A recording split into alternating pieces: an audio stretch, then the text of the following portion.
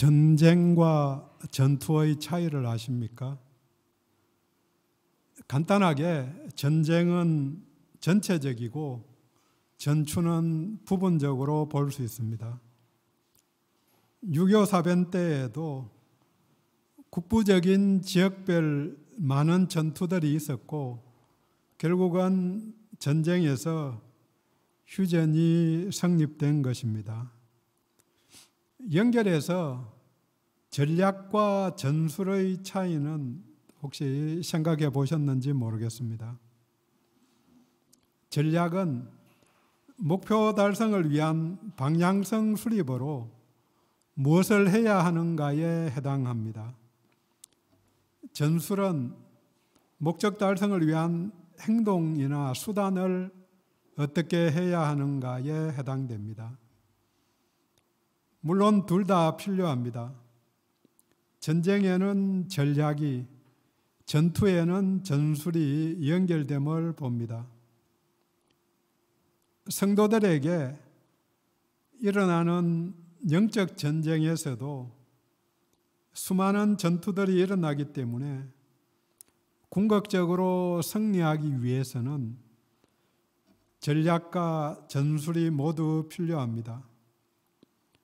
물론 그 전에 전쟁이라는 큰 그림을 보면서 전투에 임해야 함을 항상 기억해야 합니다. 어떤 경우에는 전투에서 이기고도 전쟁에서 질 수 있기 때문입니다. 이를 피로서의 승리라고도 부릅니다. 기원전 279년에 그리스의 피로스 왕은 로마와 전쟁에서 이탈리아 땅에 원정을 가서 계속해서 이겼지만 후속적인 지원이 없어서 병사들은 처음 이겨서 몇천 명 죽고 그 다음에 이겨서 몇천 명 죽고 계속해서 군인들의 수가 얼마 안 남은 거죠. 거기에 대비해서 로마는 계속해서 보충이 되니까 훨씬 많은 사람, 몇만 명이 죽었지만 결국은 피로서는 퇴각을 하고 역사의 뒤안길로 사라졌습니다.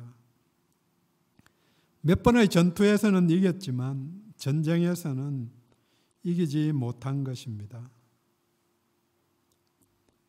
이기는 것에 또 이긴 데에 만족해서 보급이 어떻게 되는지, 군인 수급이 계획대로 제대로 되는지 챙기지 못해서 모든 것을 소진하고 어쩔 수 없이 퇴각한 것입니다. 피로서의 승리라는 그 말은 요즘은 경영 이런 쪽에서도 성자의 저주, 또 상처뿐인 영광 비슷한 말로 사용되기도 합니다. 전체를 보지 못해서 생긴 이겼지만 결국 이기지 못한 것입니다. 전쟁을 끝나고도 온전하지 못하면 처음부터 전략과 전술을 다시 검토해 봐야 합니다. 전쟁이든 경영이든 또 개인적인 삶이든 전체를 보면서 부분적인 현재 일어나고 있는 일들을 동시에 봐야 합니다. 동시에 성경을 읽을 때에도 전체를 염두에 두고 본문을 자세히 읽어봐야 합니다. 그러지 않고 중요하다고 생각되는 본문을 중심으로 해서 전체를 보게 되면 그런 시도 끝에 대부분의 이단들이 생기게 되는 것을 봅니다. 내가 잘한 일이 있을 때에도 그것을 전체적인 면 속에서 돌아봐야 합니다. 오늘 본문은 출애굽한 모세와 이스라엘 백성들이 홍해를 마른 땅같이 지나간 사건입니다. 이 홍해 도하의 의미를 알려면 출애굽의 목적을 알아야 합니다. 이스라엘 백성들이 출애굽을 한 하나님께서 출애굽시킨 이유가 무엇인가? 당연히 생각해 보면 노예 생활에서 자유를, 또 젖과 꿀이 흐르는 가나안 땅 들어가기 위해서 여러 가지 이유를 말할 수 있지만 정답은 예배드리기 위해서입니다. 하나님 편에서 보면 하나님이 영광을 얻기 위해서입니다. 출애굽기 3장 18절, 5장 3절, 8장 27절에 세 번씩 반복해서 말합니다. 우리 하나님 여호와께 제사를 드리려 하오니, 제사, 즉 하나님께 예배드림입니다. 예배를 드리려 하는 자들은 거룩해야 하는데 이를 위한 과정이 출애굽기의 내용입니다. 출애굽기에 많은 전쟁도 있고 광야 사막을 지나는 일도 있고 사건들이 있지만 예배자로 준비하기 위한 여정에서 중요한 세 가지 사건을 뽑으려면 유월절, 그 다음 두 번째 홍해 도하, 마지막으로 시내산에서 율법을 받은 사건입니다. 이 세 가지 사건이 구원 여정의, 구원사의 핵심을 이루는 사건입니다. 성도들의 삶도, 우리들의 삶도 이 세 가지 사건을 중심으로 여정을 정리할 수 있습니다. 애굽을 나올 때에 본문 바로 앞에 나와 있는 사건이 유월절 사건입니다. 어린 양의 피가 문설주에 발린 집은 죽음이 유월 패스오버해서 그 집에 있는 장자들을 데려가지 않고 그냥 지나갔습니다. 잘 아시는 대로 어린 양, 예수의 보혈이 죽음을 지나가게 합니다.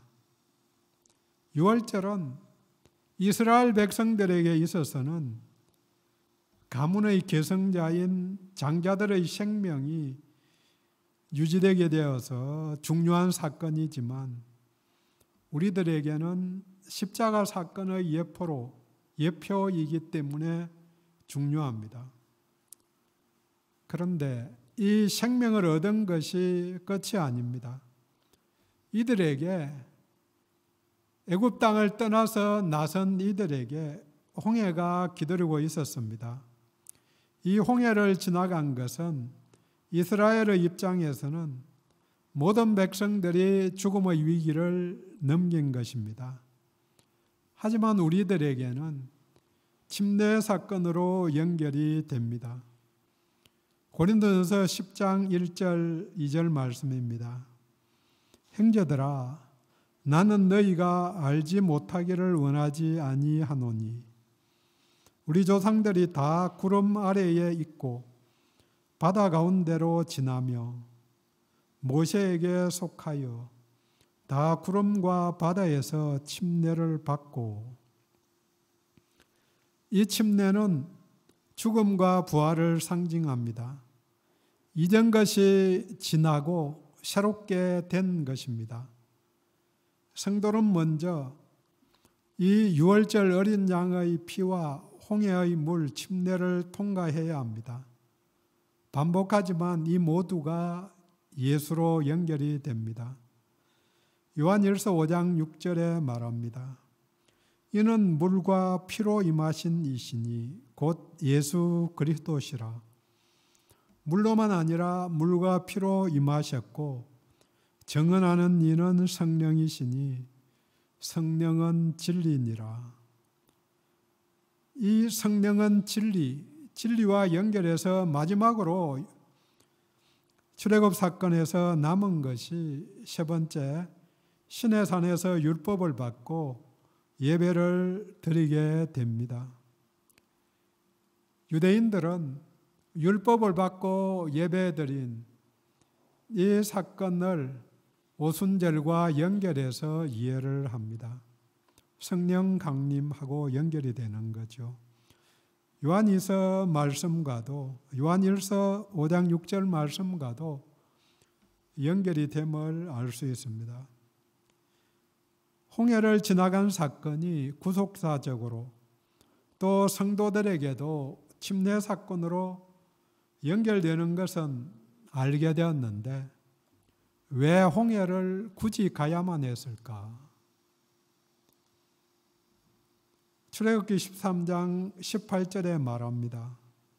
본문 14장 바로 앞에 있는 장인데요. 하나님이 홍해의 광야길로 돌려 백성을 인도하시며 낮에는 구름 기둥으로 그들의 길을 인도하시고 밤에는 불기둥으로 그들에게 비추사 낮이나 밤이나 진행하게 하시고 하나님이 구름 기둥과 불기둥으로 인도해서 인도하는 대로 따라가는 거죠. 그런데 왜 하필 그것으로 인도하셨을까요? 우연히 그곳에 들르게 되었을 수도 있다. 이런저런 생각을 하는데 가나안에 가는 것이 목적이라면 넓고 잘 조성된 해변길을 따라가면 길도 평탄하고 빨리 갈 수 있는데 일주일만 하면 갈 수 있는 길인데 홍해로 돌아가야 하고 또 신의 손으로 우회해서 가게 하신 것은 목적이 있다는 거죠. 그 앞에 13장 17절에 말합니다. 바로가 백성을 보낸 후에 블레셋 사람의 땅의 길은 가까울지라도 하나님이 그들을 그 길로 인도하지 아니하셨으니 블레셋 사람들의 땅이 가나안 땅이죠. 하나님이 그 길로 인도하지 않았다. 계속해서 말합니다. 이는 하나님이 말씀하시기를 이 백성이 전쟁을 하게 되면 마음을 돌이켜 애굽으로 돌아가자 할까 하셨음이라. 백성들이 전쟁할 준비가 전혀 되지 않아서 그 길을 우회해서 가게 하신 것입니다. 가는 동안 또 가서도 여러 민족들과 전쟁을 하게 되는데 전쟁을 하려면 마음의 준비가 필요합니다. 그래서 홍해길로 인도하셨습니다. 오늘도 영적 전쟁을 하는데 전쟁에 준비가 되면 두려움 없이 또 홍해 사건을 잘 기억하면 두려움 없이 임할 수 있는데 그러지 않으면 두려움이 계속해서 우리들을 지배하게 됨을 봅니다. 오늘은 함께 이스라엘이 홍해를 통과함으로 얻게 된 유익을 나눕니다. 먼저 홍해를 지나감으로 말미암아 과거와 단절할 수 있게 됩니다. 홍해를 통과하며 이집트의 세력에서 완전히 벗어나게 된 것입니다. 어디를 가든지 바로의 군대가 따라올 수 있는데 홍해에서 끊어버린 것입니다. 다시 붙잡아서 노예 삼으려는 세력을 없앤 것입니다. 다시는 애국 군대가 따라와서 잡아가지 못하게 만든 것입니다. 하나님의 손이 애굽 군대의 손보다 크기 때문에 30절에 본문 40절에 이스라엘을 애굽 사람의 손에서 구원하셨다고 말합니다. 동원된 군대들이 위협적이기는 하지만 더 큰 문제는 병거들입니다. 본문 바로 앞에 있는 7절에 선발된 병거 600대와 애굽의 모든 병거를 동원하였다고 합니다. 병거는 요즘 상황에서 보면은 탱크와 같습니다. 하지만 이스라엘 쪽에서는 변변한 무기가 없는 상황입니다. 노예 생활을 하던 일반인들이, 물론 노동을 해서 장정들은 몸이 튼튼했을지는 모르지만 그냥 정규 군인들과 싸워도 백전백패일 때인데 거기다가 탱크 같은 병거까지 있으니까 그 달려오는 소리만 들어도 주눅이 들었을 터입니다. 그런 것들을 하나님께서 수장시켜서 그들이 아무것도 아님을 알게 하셨습니다. 그러니까 다음에는 전쟁에 가도 하나님이 함께 하시기만 하면 아무것도 아니다. 그렇게 용감하게 나갈 수 있는 거죠. 근데 생각해 보면은 이 애국 군대가 따라오는 것도 굉장히 큰 두려움이지만 이것보다 더 강력한 것이 애굽의 망령들입니다. 노예 생활을 하면서 갖고 있던 주인에 대한 동경, 또 한 번씩 던져주는 보너스의 단맛에 스스로에 대한 노예 근성이 애굽의 망령들입니다. 이 망령은 죽어야만 완전히 끊어집니다. 새롭게 변화되어야만 끊어낼 수 있습니다. 어린 양의 피를 통과해 왔지만 본문 앞에 12절에 뒤에서는 애국 군대가 쫓아오고 앞은 그렇게 밝은 것 같지 않기 때문에 12절에 말합니다. 우리를 내버려 두라. 우리가 애굽 사람을 섬길 것이라 하지 아니하였더냐. 애굽 사람을 섬기는 것이 광야에서 죽는 것보다 낫겠노라. 이 망령은 계속해서 그들을 괴롭힙니다. 한참 뒤에 민수기 11장에서 만나만으로는 지겨워서 못 살겠다. 고기를 먹게 하라면서 11장 5절에 말합니다. 우리가 애굽에 있을 때에는 값없이 생선과 오이와 참외와 부추와 파와 마늘을 들을 먹은 것이 생각나거늘 이제는 우리의 기력이 다하여서 값없이 먹었다. 노예 생활을 하니까 주인들이 주는 대로 당연히 값없이 먹었습니다. 민수기 14장에서는 가나안 정탐 후에 3절에 우리의 처자가 사로잡히리니 애굽으로 돌아가는 것이 낫지 아니하랴. 우리가 애굽으로 돌아가자. 과거의 죄된 습관과 단절해야 하는데 계속해서 괴롭히고 결국은 애굽을 직접 경험한 세대는 모두가 광야에서 죽고 말았습니다. 그 세대가 죽고 난 다음에도 그 망령들이 계속해서 남을 수 있는데 과거에 몸담았던 악의 세력과 악한 습관에서 벗어나야 합니다. 이 벗어남이 홍해를 넘어감으로 죽음을 통과함으로써 발자국을 띈 것입니다. 두 번째로 홍해를 걸어서 넘어감으로써 새로운 미래가 열립니다. 홍해에서 다시 살아난 것입니다. 이들은 물 터널을 통과했습니다. 좌우로는 물이 벽을 이루고 하늘에는 물을 만드는 구름이 가리고 있었습니다. 물을 통과한 자들만이 거룩한 길을 걸어서 하나님의 사람이 될 수 있습니다. 과거를 정리한 사람이 미래를 열 수 있습니다. 노예 생활했던 것 잊지는 말아야 하지만 정리하지 못하면 몸은 자유인이지만 마음은 계속해서 노예로 살아가기 때문에 죽음을 통과하는 결단이 필요합니다. 이 과정에서도 우리 하나님은 길만 여신 것이 아니라 안전을 보장하십니다. 물이 벽이 되었다가 통과한 뒤에 벽이 다시 물로 변하여 애굽을 처벌하신 것입니다. 여호와께서 은혜의 길을 여셨습니다. 밤새 동풍을 불게 하셨습니다. 물론 그날 이스라엘 백성들은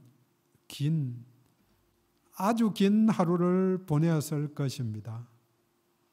밤새 초조하게 물길이 열리기를 지켜보다가 물길이 열리자마자 진행했을 것입니다.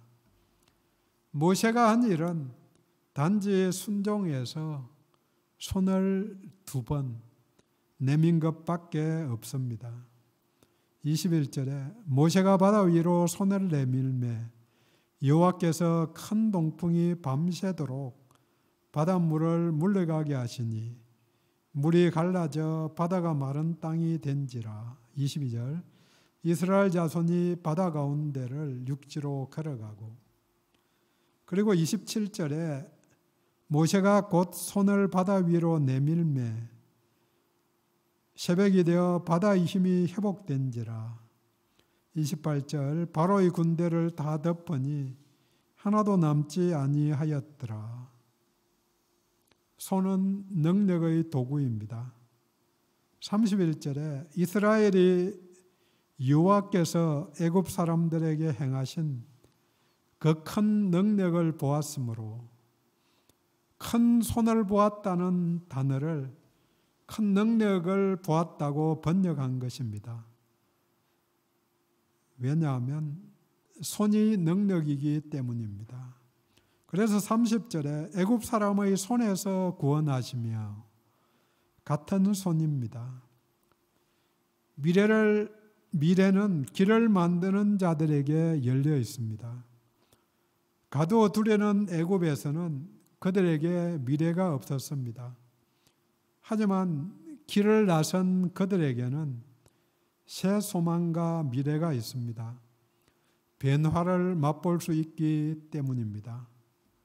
나이와 무관하게 나는 어떤 길을 걸어가고 있는가, 또 어떤 길을 열고 있는지 점검해 보기를 원합니다. 성을 쌓고 현재 있는 것을 지키는 데에만 애쓰는 사람의 미래는 열려 있지 않습니다. 지금이 최고의 상태인데 더 나은 미래를 고민할 이유도 없고 또 향해 나아갈 이유가 없는 거죠. 그러니까 우리들은 오늘도 장애물을 통과해서 새로운 길을 헤쳐 나가야 합니다. 길을 여는 사람, 그들에게 미래가 있습니다. 물을 통과한 것은 죽음을 통과한 것입니다. 부활의 새 생명을 얻은 것입니다. 마지막으로 홍해를 걸어 건너므로 사람들이 변하게 된 것이 유익입니다. 홍해를 지나간 자들은 그 위대한 일을 경험하였기 때문에 지나가기 전과 비교해서 성장하고 변했습니다. 마지막 31절입니다. 그 큰 능력을 보았으므로 백성이 여호와를 경외하며 여호와와 그의 종 모세를 믿었더라. 여호와를 경외합니다. 돌아가자고 하던 사람들이 여호와 하나님의 능력을 보고 하나님을 두려워하게 됩니다. 또 여호와 하나님을 믿었을 뿐 아니라 여호와의 종인 모세를 믿었다고 고백합니다. 한참 전인 모세가 광야 생활을 접고 하나님을 만난 이후 다시 애굽으로 돌아가서 동족들을 처음 만나서 하나님께서 이렇게 말씀하셨다. 또 내게 이런 이적을 보이라고 하셨다. 그렇게 백성들에게 알려주었을 때 41절에서 4장 31절에서 백성들이 믿으며 또 여호와 하나님께 머리 숙여 경배하였다고 나옵니다. 백성들이 믿으며 여호와께서 이스라엘 자손을 찾으시고 그들의 고난을 살피셨다 함을 듣고 머리 숙여 경배하였더라. 4장 31절부터 본문이 나오는 14장 31절 되기 전까지는 하나님을 경외하고 믿었다는 말이 한 번도 안 나옵니다. 제가 재미있어서 2번을 읽었습니다. 출애굽기 4장부터 14장까지. 그런데 하나님을 경배했다, 하나님을 두려워했다, 하나님을 믿었다, 이런 말이 제가 찾아서는 한 번도 없었어요. 혹시 찾으시면 알려주시기 바랍니다. 4장에서 14장 그 10장 사이의 성경 사이에 10가지 재앙이 있고 마지막 6월절을 지키고 나오기까지 여호와의 말씀대로 다 미리 알려주었고 또 그대로 이루어졌지만 이스라엘 백성들이 한 번도 하나님을 찬양하지 않았고 한 번도 하나님께 영광을 돌리지 않았습니다. 이적을 본다고 믿는 것도 결코 아니고 병이 나았다고 하나님 앞에 돌아가는 게 아니라는 거죠. 본문에 이어서 15장에서 모세와 이스라엘 백성들이 하나님을 찬양하고 하나님께 영광을 돌립니다. 또 미리암과 여인들이 작은 북을 치면서 춤추며 하나님을 찬양하고 영광을 돌립니다. 드디어 하나님께 영광을 돌리는 사람이 된 것입니다.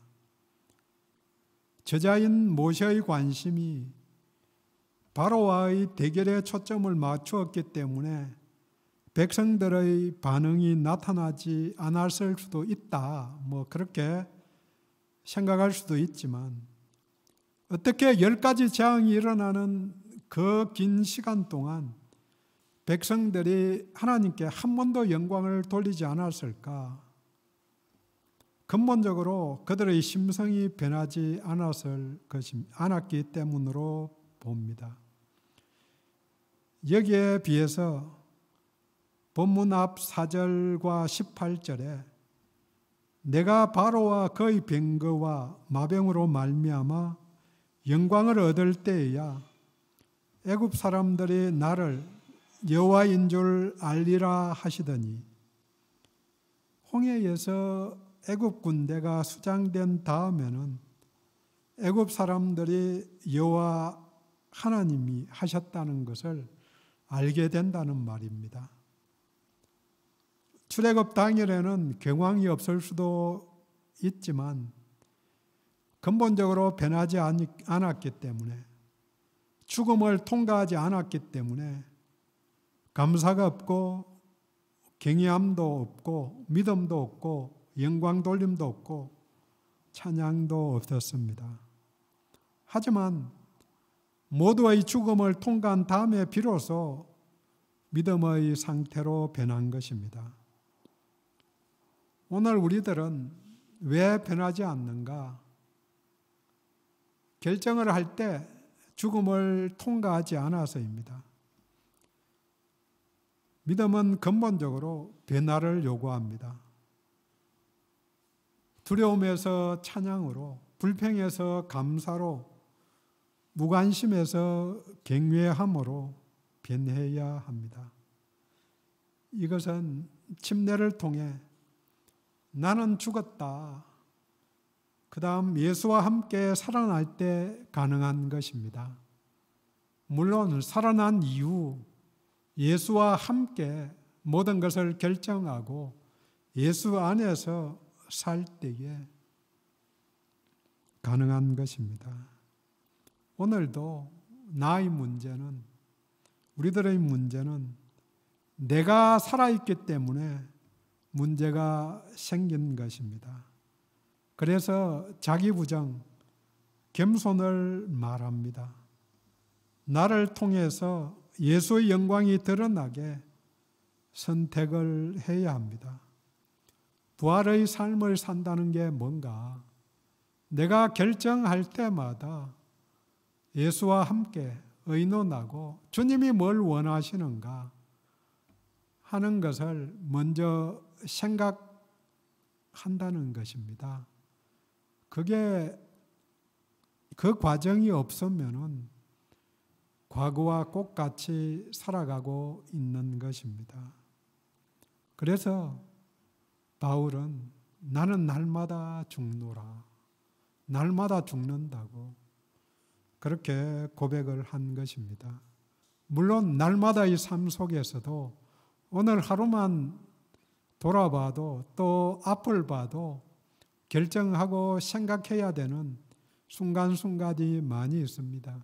어떤 때에는 예수와 함께 결정을 하고 어떤 때에는 그냥 생각나는 대로 내 경험에 좋은 대로 결정을 하고 그 과정 속에 살아가는 거죠. 한 번 더 그게 많아지면 100번 중에 어느 날은 한 번 결정하는 거고 어느 날은 100번 가까이 90번 이상 주님이 뭘 원하시는가 생각하는 거죠. 정리합니다. 홍해 사건은 물에 빠져 죽을 뻔한 아이 모세가 자기 백성을 물에서 구한 사건, 역전의 이야기입니다. 또 거꾸로 아이들을 물에 빠뜨려 죽게 한 왕이 자기 백성을 물에 빠져 죽게 만든 사건입니다. 이 사건을 통해 주는 다른 여러 가지 교훈들이 있지만 함께 나눈 것은 악한 세력과 과거와 단절하라는 것입니다. 또 새로운 심령으로 앞을 보며 살라는 요청입니다. 마지막으로 부활의 삶, 변화된 삶을 살라는 요청입니다. 기도합니다.